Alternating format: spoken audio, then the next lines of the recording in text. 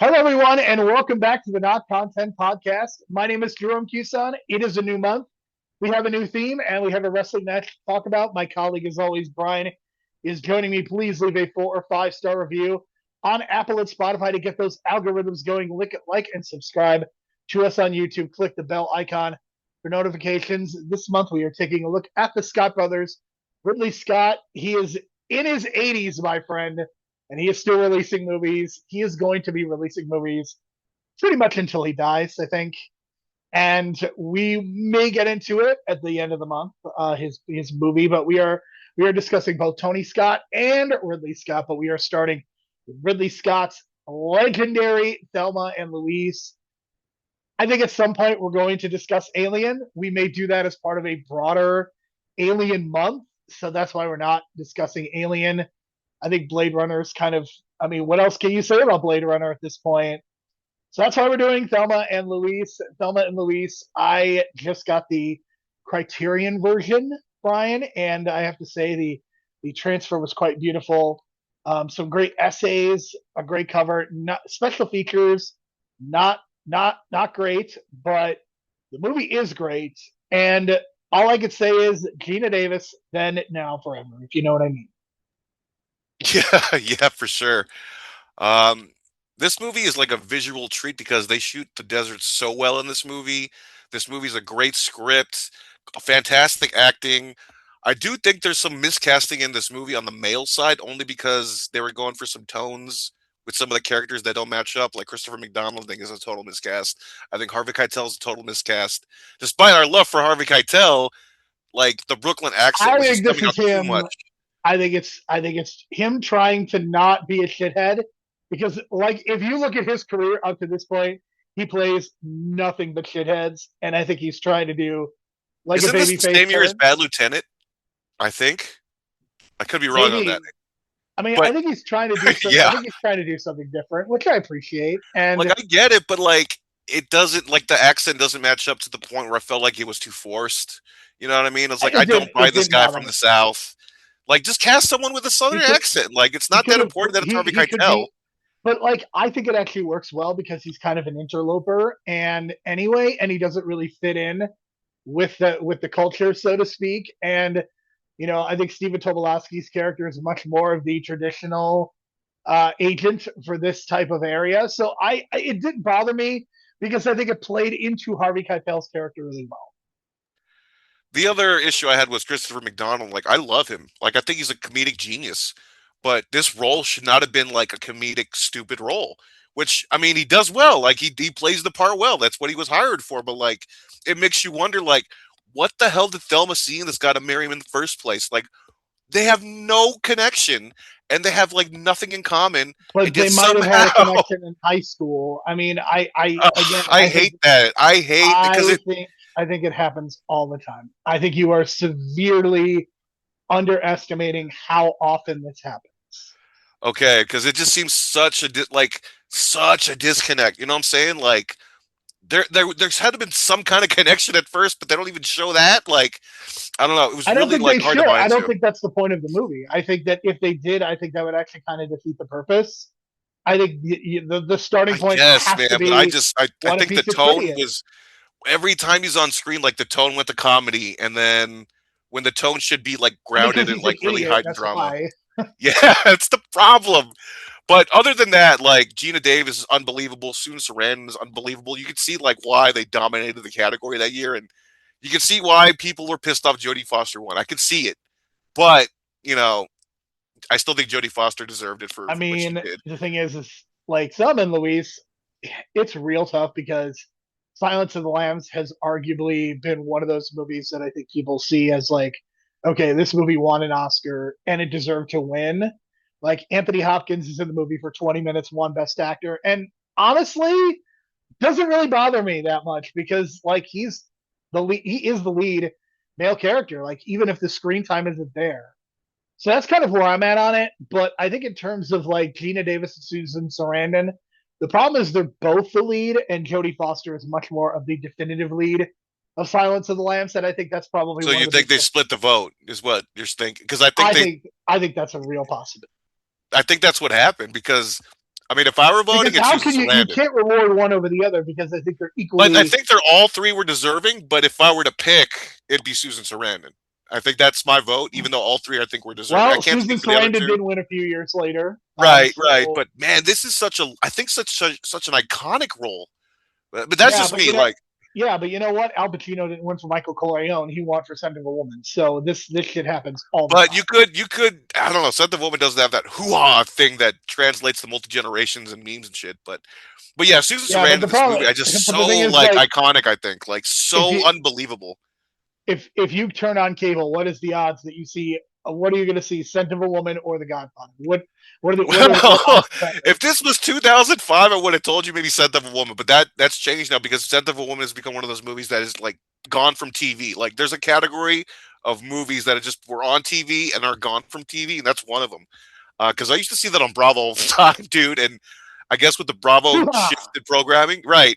It kind of went away, but people still know the hoo ha. That's my point. But in this case, like this is one of the top five female performances I've ever seen. Like I put Kathy Bates in Misery. Um, oh man, from Parenthood, not what's her name? Diane, what's her name? West? What's her last Weist, name? Weist. Diane Weist. Diane Weist, one of the most unbelievable performances I've ever seen in Parenthood, and this is up there. Like Susan Sarandon just owns this movie, and Gina Davis is excellent as well.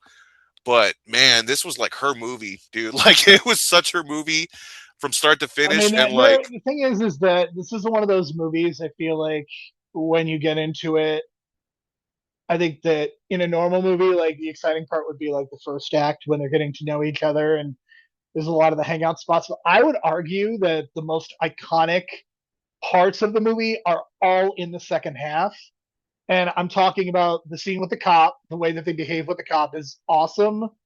And I mean, that is Gina Davis's like Oscar scene right there. I mean, she is so good in that moment where she is simultaneously confident and not confident at the same time.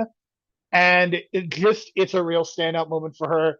And then when they're fucking with the trucker and they blow his truck up, that is unbelievable. And then you've got the ending, of course, which might be one of the best movie endings of all time, leading to the montage. I mean, my God, just amazing stuff in the final part of this God, movie. you're gonna hate me, Jerome. I really don't like the ending of this movie, despite me I liking it a you lot. you are I just affectionate. wanted them to just go to Mexico and be happy, That's but not the point of the movie, I though. know, but the Grand Canyon, they don't even get to. You know what I mean? Like The whole point is that they are taking the it's creature like Lord of the Rings, right? But they don't necessarily get to Mordor, and they still win somehow, like in the cartoon. You know what I mean? It's like for Brian, the point is that they do win because they go out on their own terms. I That's the know, whole I fucking know. gimmick of the movie. They just said Mexico so many times in this movie that I want them to be there and just be But happy. that's You the know what I point mean? is that they're not going to get there. I This know, movie but has to have a tragic ending. It has to. it It breaks my cannot heart, have. Jerome, every time. I know. I love happy I would, endings in and you know what? movies. I would actually argue that this is a happy ending because they go out on their own terms. That's That's my what hot people take. think, but man, That's that's a what brutal I think. death as I well. think. I think It's a I'm right. brutal death as well, but I get everyone's point. I know people love this ending to death, but man, I just find it's I too mean, it's an tragic all almost. timer. It is an Like all it's in the time vein of great like a Romeo and Juliet, but it's so memorable but tragic, and I just mixed emotions, mixed emotions for sure, but in a good way, I guess, because you want the best for these characters. So you know what I mean? I mean, that was Uh, the best thing for them is to not go to jail because men are shit, right? yeah, and that was the Like, thing. Like, did you notice some of the subtleties of this movie? No female cops. I mean, I think, and no black. Were there any black cops? I don't think there were any black cops I either. don't know. It's the South, so they were.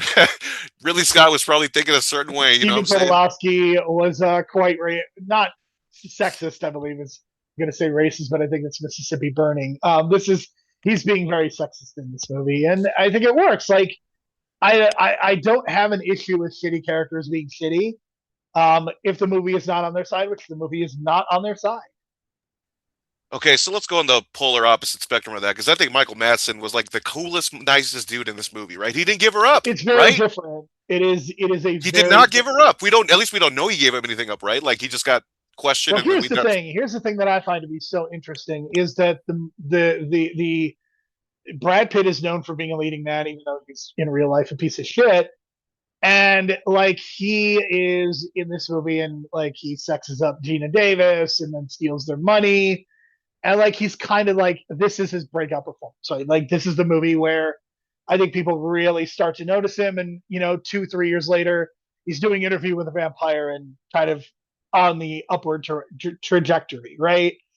But I think with Michael Madsen, it's really interesting to me. Like this, you could argue like this is the type of movie that should have turned him into a leading man, and it really doesn't. Like he is in Reservoir Dogs with Harvey Keitel, and he's very much like he is an even bigger piece of shit in that movie than any of the men are in this movie because of what Michael Madsen does to that guy's ear. Look it up if you don't know what I'm talking about. But like Michael Madsen, I would argue probably deserved to have his moment in the sun, and he didn't, which I find to be really Well, interesting. my theory on that is that he was just too booked. He was booked as a heel or the heavy, as they say, too much. You know what I'm saying? Like the leading man is not necessarily the heel always. It's you got to root for the guy. So this was like the rare time that I've seen a Michael Madsen movie where you're rooting for him, right? And he's doing the right things, and like he may have had like a moment of like lapse of like anger, right? But you know what I mean? He calmed down and owned up to it, and like you know what I mean? He did the right thing. He gave her the money. He went out of his way. You know what I mean? He made sure she was treated okay. The only thing he couldn't do was stop Brad Pitt from stealing that money, but that was out of his hands. But you know what Right. I mean? I was like really like shocked at like this character. Like he really was the nice guy, and it's like you want them to get together, right? You want. It's like this is one of those like soap opera moments where you're yelling at the screen at the characters, like grab him and kiss. You know what I mean? Like the kind of moment. I wanted her to say, "Come to Mexico with me." Please come to Mexico with me. I wanted that so bad, but that's not this kind of movie, right? But I think that's such a strong thing that if you want the audience to see these two like come together like that, that's a strong, that's strong writing in terms of like romance. And for Michael Madsen, it's kind of unheard of because he's such an unlikable character in a lot of his movies. But in this Absolutely. case, you're rooting for him. So it's like, Yeah. wow, yeah, Okay. So this is a Ridley Scott movie, but the lighting made it feel more like a Tony Scott movie. True or false? true. Only because he's shooting desert. Like desert kind of gives you that leeway in terms of It's like lighting, it's and then really fascinating to me that Did that's you how. notice something too? Like again with the cinematography around, I think it was the hour and 10 minute mark, maybe. Did you see what the clouds looked like? No, A storm was coming. I mean, of course, it's You see what I'm saying? Like makes a that's lot of sense. great, like subtle visual, storytelling. That especially that's the kind of storytelling I love because knowing the storm is coming, literally, right? Like I was like, ooh, a storm, and this is like 50 minutes left in the movie. The storm is coming, and I was like, that's great. I wouldn't have noticed that when I first watched this when I was like 16. You know what I'm saying? And that was the first time I actually did watch this movie when I was 16. I remember my parents renting it when I was a kid and kind of watching some of the parts, and they're just like, "Don't come in, you can't see this movie," because that was the Brad Pitt, Gina Davis stuff. But I did remember seeing the ending and not understanding it, and then watching when I was 16, I was like, "Oh, okay, I kind of understand the ending more." And then watching it now, it's like it kind of like it's one of those movies that grows on you because you grow as a person and like your age. Like I would say this and like Jackie Brown are really like good movies to watch in your 40s and 50s to kind of like look back at your life and go like, "Oh, adulthood, huh? Yeah, I get it." You know what I mean? Like that's very much I this kind mean, of vibe. the thing about this movie is that this is a movie that should age badly. Like, if there were true justice in the world, this is a movie that we should be looking back at and be like, well, this. Thankfully, we don't live in this world anymore. But the sad part is, this movie has not aged very well in the most negative way possible because it feels like you could rip this story from the headlines in 2026. I kept thinking that too. Like, God, if they remade this today, it'd be like almost the same. But then I thought of a creative twist. Like, if they were, God forbid, to remake this movie, right? I mean, they would not turn it into a movie. It would be an 8 episode Here's what I would either do. Apple series. I would make This it a is a western in terrible the idea. 1800s. I mean, Think about that you wouldn't even call it Thelma Louise. And I mean, look, Cape Fear apparently is terrible. Just stop doing this. Stop taking these early '90s movies and turning them into 8 to 10 episode TV Well, series. I would do it They as were a 2 hours movie, for a and I would goddamn put it reason. and I would put it as a western in the 1800s because that's even more, grimy and even shadier male humans, right? And you can get You away with, I certainly think, more couldn't do it violence. in 2026 because with cell phones and tracking and all Right. this. So I think it works best in like this era or like a prior era because the whole desert on the run thing, right? that was the other thing too. The other thing that kind of bothers me is that they never switch cars. I thought that was like, I don't know. That I feel like that's the first smart move that anyone on the run would do, but I guess I think I don't differently. think it was necessarily an issue because the cops didn't know where they were for the movies. Well, they found the plate, and that's how we're able to keep. Because I guess it was implied that once the FBI took over, their FBI cameras started scanning the plate and finding it over and over in different states. Right? That's why, or at least that's my impression. Right? Like Was that's it agent? Was it Agents Johnson and Johnson? No relation. okay. Well, the FBI was kind of competent in this case. I got to admit, because they did find them in the right place to caught So them I right mean, before. on So, accident, they literally. I mean, oh, and then the two, okay, what do you think about the Jamaican runner gimmick? I mean, God, that it's was it's that's probably the part of the movie that has aged the least, the yeah, worst. God, I don't. So this Jamaican bike rider comes by and finds the cop in the trunk, and Like instead of truly, letting like him the only out, black character. right, and then instead of letting him out, he blows weed smoke in the holes of the trunk that he's stuck in, and I was like, okay, why are we hotboxing a cop? I do have to say, a little stereotypical. Again, has not aged well. I did like that. Like him Right. blowing the weed smoke in the hole actually was I mean, funny. it's funny, but it's like, okay, was this a Cheech and Chong movie? Because they were also playing I can see clearly now the days come. I Right? You know mean, that song? why? And they Yeah. played that in a lot of stuff in the fucking 90s. You know what I'm saying? So I was like, You know oh, what? this fits the era. Here's the thing. In 1991, needle drops are not a trope. In 2026, that gets buried 6 feet under because we've just killed needle. So I think that's the big difference. I think I that's guess absolutely so, the man. case. Because as soon as I heard that, I was like, ooh, Cool Runnings. And then I actually found that this was like the original version, and the Cool Runnings version is like the cover version. I went down this rabbit hole because this soundtrack is actually really good. And I mentioned that to Jerome before, like when the movie started, like this does not sound like a Hans Zimmer movie that we know of today, which is great. You know what I mean? Because it's very different from what his style has become. But it's still really good, and it fits this like pseudo neo western style with the hard guitar mixed with like these road type songs, right? I just discovered a Michael McDonald song in this soundtrack that I'd never heard of, and he co-wrote it with Kenny Loggins. And I went down this rabbit hole of Kenny Loggins and Michael McDonald, which is a totally 80s pop thing, which is a totally separate conversation. But yeah, this is a good soundtrack, and it's got some good tracks. Um, yeah, it's a great watch overall, I think. The cinematography is great. My mistake was I watched it on YouTube at first, and then I texted Huge Jerome like, mistake. oh Yeah, shit, that's I what think a this is terrible edited." idea.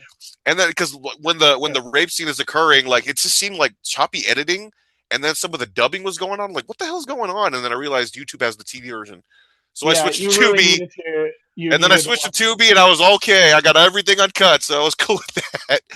But I wonder what the 4K looks like because I got to imagine the It 4K looks really really good. elevates I mean, elevates the desert look, it all the wide does. It shots, the really beginning does. shots. You know what I mean? So 4K on this one is definitely recommended.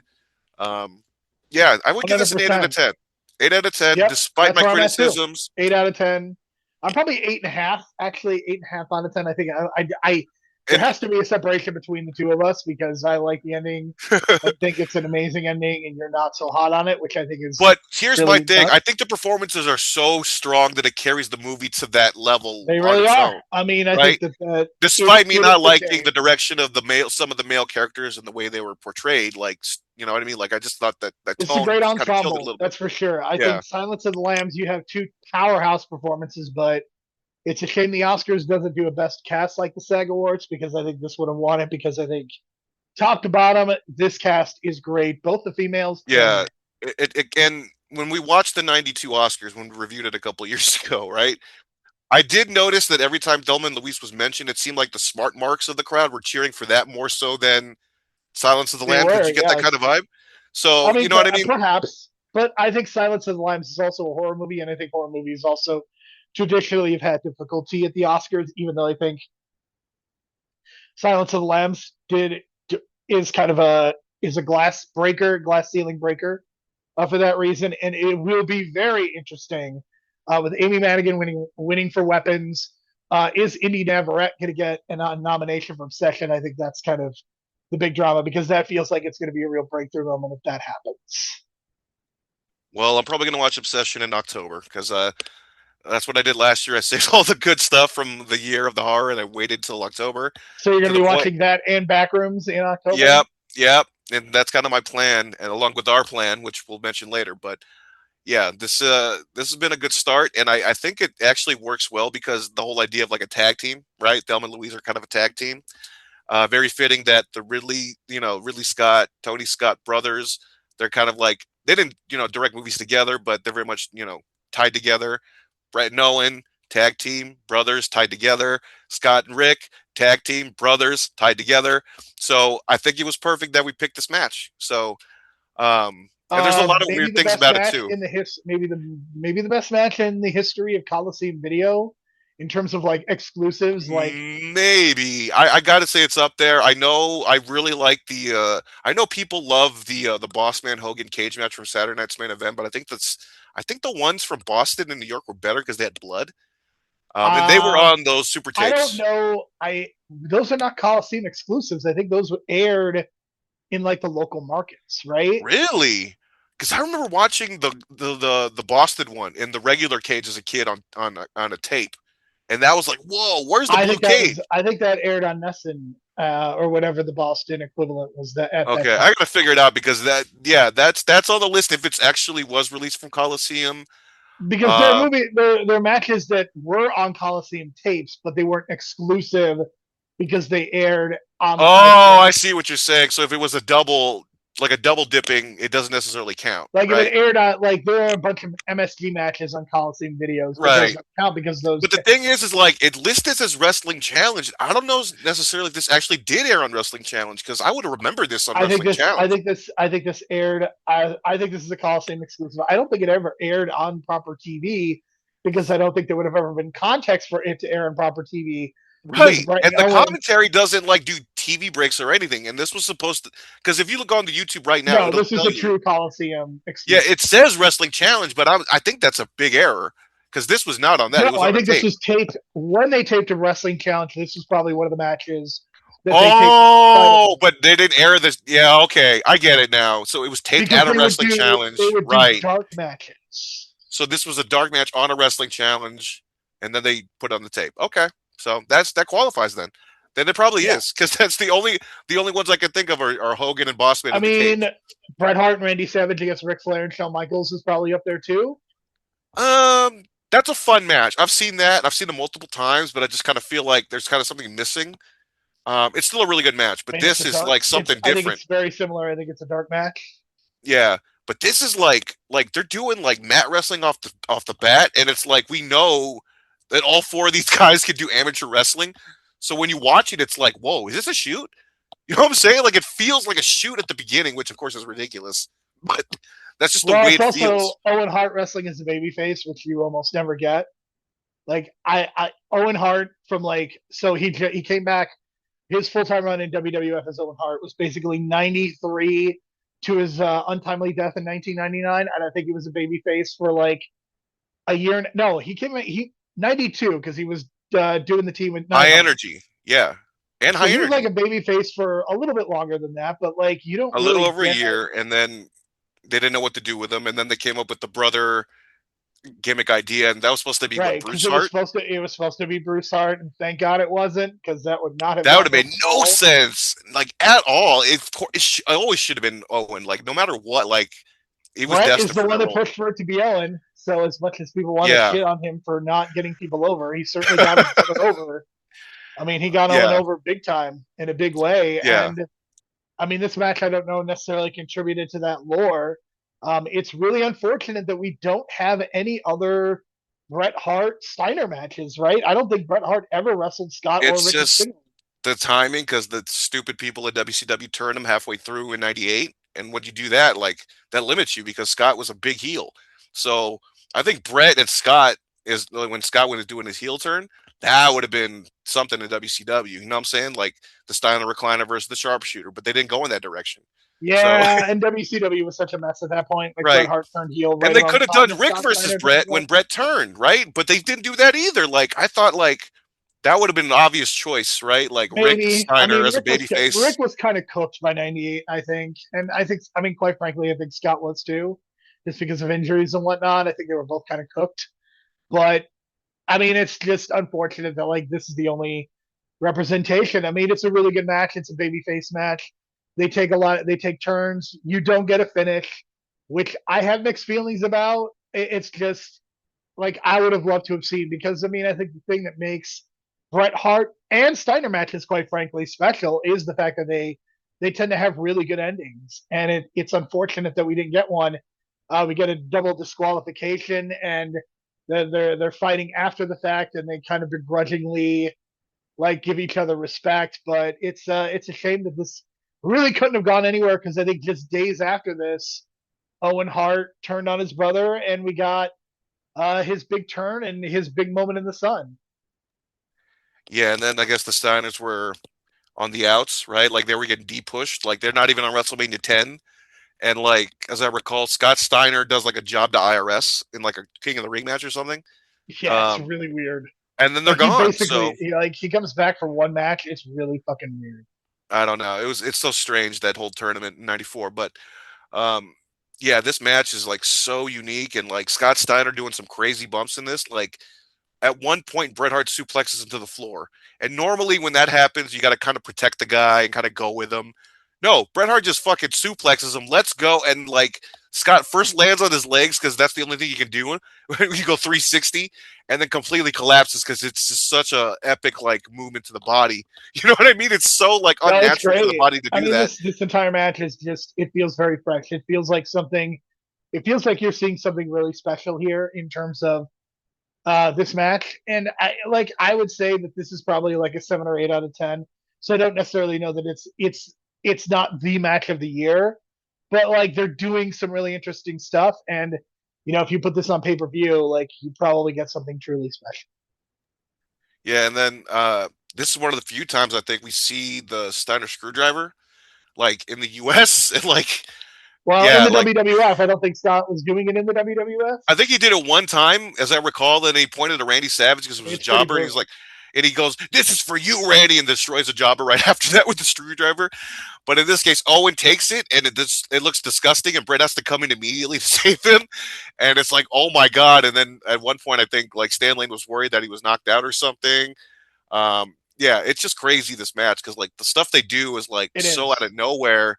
And like at one point, Brett does a DDT as a transition, and I was like, "Oh no! If Jake the Snake ever watches this match, you'd be so pissed." You know what I mean? Because like they're doing stuff as transitional stuff that modern wrestlers complain about today, which I found so ironic. You know what I mean? Like Yeah. they're killing the DDT, and we got Bret Hart just doing a random DDT as a transition in '94. So you know what I mean? And then, of course, I love the Steiner Bulldog, and we got a great Bulldog from Rick Steiner in this one. Yep. No And then necks were Owen broken. Hart, yeah, no necks are broken, but Owen Hart, like, carrying himself in this match, I think really speaks to, like, him. Because, like, to go I up mean, against the the thing is Steiners and that not he seem was like a small always guy, good. Like right? that's the thing that people forget is that Owen Hart was really fucking good for a long time, and like he had a really bad knee injury. I think he actually got it towards the end of his run in the WWF, and like this guy was a high flyer. He was a spectacular high flyer. And the thing is that I don't know that he was as good as his brother Bret. I think there's some people that really want him to be better than Bret, but he was still really good, man. Like this wasn't a case of like, oh, he's just carrying his little brother along for the ride. Like Owen Hart independently probably should have been the WWF champion. Yeah, I think at some point before the whole Blue Blazer shit that he got stuck in the mid card with, I think at some point he was like penciled in kind of for a main event spot with Austin, but I think you know what I mean, like that Steve whole Austin neck was injury. never going to work with. He was never going to Oh, work with Owen Hart after he broke his after the neck. neck injury, yeah. So that was the unfortunate thing, like because that clearly could have been something, right? Like that has a history. Austin's a champion now. He couldn't defeat Brett, right? You know what I mean? Like there's a story built in, but they just never went with it, and it kind of like put Owen down And further the I card. mean, the thing is that neither Shawn Michaels or Steve Austin would ever work with Owen, and that was kind of it. Or luckily, The Rock was like there with him. You know, in '98, I love that connection with those two. But Yeah. yeah, they didn't stick together for so long once the Nation was out. But yeah, this match is like a 4 out of 5, I guess, for me. Like maybe in a quarter. And I know the finish is like kind of mixed feelings, but it does kind of remind you of like those All Japan finishes where like you got two hot babyface tag teams that the crowd really loves, and like you don't know who to pick, and they do a bullshit finish, right, to protect everyone. That's kind of the vibes here, but in a good way, you know. Like, um, man, I just can't imagine like what if you do a switcheroo and this was on the Royal Rumble and not the Rougeaus, but would that same like feeling happen? Would the heel turn be as dramatic if it wasn't for it? Like, you know what I mean? So, a what if in history, I think, but still, like this is a great showcase, Yeah, and yeah, for what it it's is. really good. And it's listed as like 30 minutes on YouTube too, but the match is only like 22, and there's like the 8 minutes of the post brawl, which I It's still like. a long So match, though. It is. yeah, It's not a half-ass like dark match that a lot of Coliseum matches are. This one is well worth it, and it's very easily available on YouTube. So our Scott Brothers examination will continue next week. We are going to be talking about Tony Scott. We originally had something else slotted, but then I remember True Romance exists, and we have to talk about True Romance, right?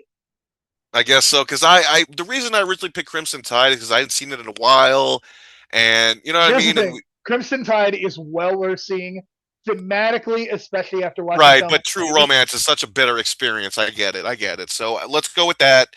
Um, I'm trying to think. Did anyone recently pass away from the cast? I don't think so. Let's knock on wood for this one because Christopher Walken is an old man. Let's keep him alive. Dennis But Hopper yeah, is dead. but man, that legendary scene we'll talk about, man, because that scene is epic. But yeah, Here's the it's a thing: that legendary movie movie. has like I know what scene you're talking about, but there's literally like 3 or 4 legendary scenes. One I of which probably know, hasn't aged very well, but right? um, I think that you have two all time great performances in this movie. One of which is the lead, and one of which is a supporting character. And I will tease you with that going into next week. Very interesting, and it's rare that we talk about Christian Slater outside of like Robin Hood, right? So, uh, We do get to talk about Val Kilmer. that's right. That's right. So yeah, there's a lot of stuff to talk about in this There's a movie. lot of stuff to talk about. We get to talk about Yeah, Falky next week. that's right, right. And then I guess the weird history of this being like Quentin Tarantino wrote two scripts, and they were originally kind of the same script, and they ended up becoming True Romance and what's the other one? Natural Born Natural Born Killers. Killers, and he didn't So it's direct like either he one. And right, just craziness, man. There's a whole story behind that where he ended up like getting two paychecks instead of one. So basically, so I yeah, for have to sure. say, one of these, I definitely liked one of those movies and did not like the other one. And we Well, will that's for talk, sure. and it'll be really clear after next week which one Right. is. One thing I just gotta unfortunately point out too, what I noticed with my kind of booking of this, Bret and Owen Hart, obviously, Ridley and Tony. Tony passed away. Owen passed away. I'm not gonna say how out loud, but if you know, it's very similar. So that's kind of Yeah, scary. But it's really disturbing that that connection has been made. yeah, but it's fucking real and it's unfortunate, but it does make this kind of more or and kind of enhances the theme that we came up with this month. So it all Well, connects. Owens was not a suicide. Owens was Of course. carelessness. Yes, that's the big difference, obviously. But I'm All just saying right, that's scarily, eerily similar. next week, Tony Scott, True Romance. We will be talking about it, and we'll be talking more about Hans Zimmer. We didn't really talk about him this week, but we will definitely do so next week. For Brian, I'm Jerome. Thank you so much for listening. We'll talk to you again next week.